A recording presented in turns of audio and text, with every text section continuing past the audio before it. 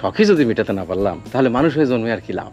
নেড়িকুত্তে হয়ে জন্মালে ক্ষতি কি ছিল স্যার? মিষ্টি হাসি, দারুণ অভিনয়, দুর্দান্ত উচ্চারণ, বাচনভঙ্গি আর সাবলীল কথার মালা সব মিলিয়ে আসাদুজ্জামান নূর যেন এক অল ইন ওয়ান প্যাকেজ।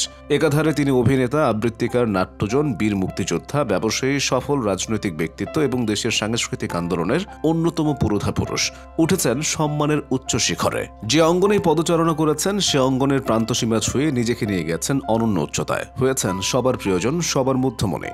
চরিত্রের কারণে বাংলা নাটকে কখনো সারা দেশে তার পরিচিতি ছিল অয়ময়ের জমিদার মির্জা হিসেবে, কখনো বা কোথাও কেউ নেয়ের বাকের ভাই নামে হয়ে ওঠেন তুমুল জনপ্রিয়।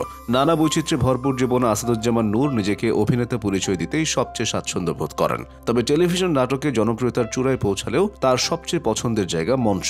বারবার মঞ্চে ফিরতে চান। গত প্রায় 20 বছর এমপি মন্ত্রী থাকার পরও সুযোগ পেলেই থিয়েটারে কাজ করেছেন, এখনো করেন। এমনকি ভোটের আগে আগে নানা রাজনৈতিক ব্যস্ততার মধ্যেও কাজ করেছেন রিমান্ড নামক একটি নাটকে।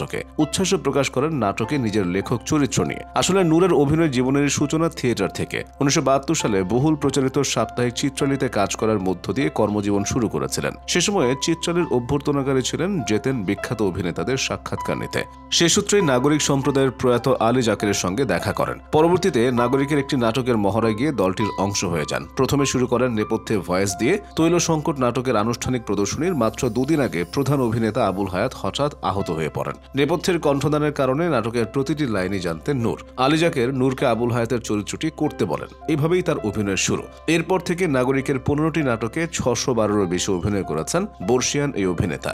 নির্দেশনা দিয়েছেন 2টি নাটকের, যার মধ্যে দেওয়ান গাজীর কিস্সা প্রায় 3 শতাধিকবার মঞ্চিত হয়ে সর্বোচ্চ প্রদর্শিত মঞ্চ নাটকের রেকর্ড করেছে। নূর অভিনীত প্রথম টেলিভিশন নাটক রঙের ফানুস 1974 সালে প্রচারিত এই নাটকের পরিচালক ছিলেন আরেক কিংবদন্তি আব্দুল্লাহ মামুন। টেলিভিশনে তার উল্লেখযোগ্য কাজের মধ্যে রয়েছে এইসব দিনরাত্রি, অয়ময়, কোথাও কেউ নেই, নক্ষত্রের রাত, আজ রবিবার, সমুদ্র বিলাস প্রাইভেট লিমিটেড এবং হোটেল অ্যালবাট্রাস সহ আরো বহু নাটক। রেডিওতে প্রচারিত নাটকের সংখ্যাও 50-এর বেশি। টিভি, রেডিওর পাশাপাশি তিনি চলচ্চিত্র অভিনয় করেছেন। তার অভিনীত উল্লেখযোগ্য চলচ্চিত্র শঙ্খনীল কারাগার, আগুনের পরশমণি, দারুচিনি দ্বীপ, 9 নম্বর বিপদ সংকেত, চন্দ্রকথা, ঘেটুপুত্র কমলা ইত্যাদি। নিজস্ব পরিচালনায় তিনি 50-টিরও বেশি বিজ্ঞাপন চিত্র ও ভিডিও ছবি নির্মাণ করেন। বিজ্ঞাপনী সংস্থায় কাজ করেছিলেন সেই 1973 সালে ছাপাখানার ম্যানেজার হিসেবে। এরপর 1974 সালে সোভিয়েত দূতাবাসের প্রেস রিলেশন অফিসার হিসেবেও কাজ করেছিলেন তিনি। পরবর্তীতে 1980 সালে ইস্ট এশিয়াটিক অ্যাডভার্টাইজিং লিমিটেড, যা বর্তমানে এশিয়াটিক 360 নামে পরিচিত, তার সাধারণ ব্যবস্থাপক পদে কাজ করেন। এর বাইরে মুক্তিযুদ্ধ জাদুঘর প্রতিষ্ঠায় অক্লান্ত পরিশ্রম করেছেন নূর। আসলে একজন বহুমাত্রিক সংস্কৃতজন বলতে যা বোঝায়, দেশবরেণ্য অভিনেতা আসাদুজ্জামান নূর আসলে ঠিক তাই। গত 2 দশকে রাজনীতির ময়দানে বেশি সক্রিয় তিনি। যদিও কলেজ জীবন থেকেই রাজনীতিতে জড়ান তিনি, ছিলেন বামপন্থায় বিশ্বাসী। অভিনয় জীবন আর বাম রাজনীতি এগোচ্ছিল সমান্তরালে।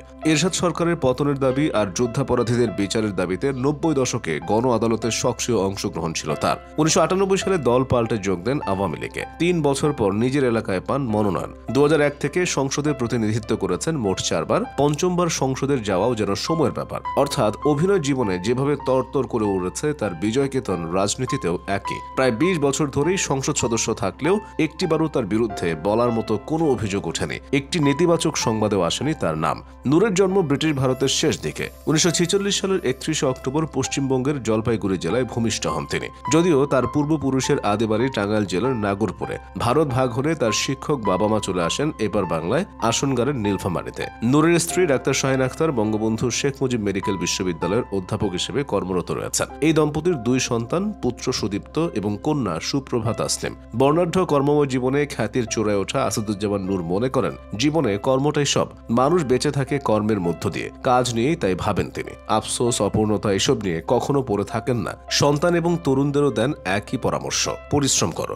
জীবনে যাই করতে চাও হৃদয় দিয়ে করো।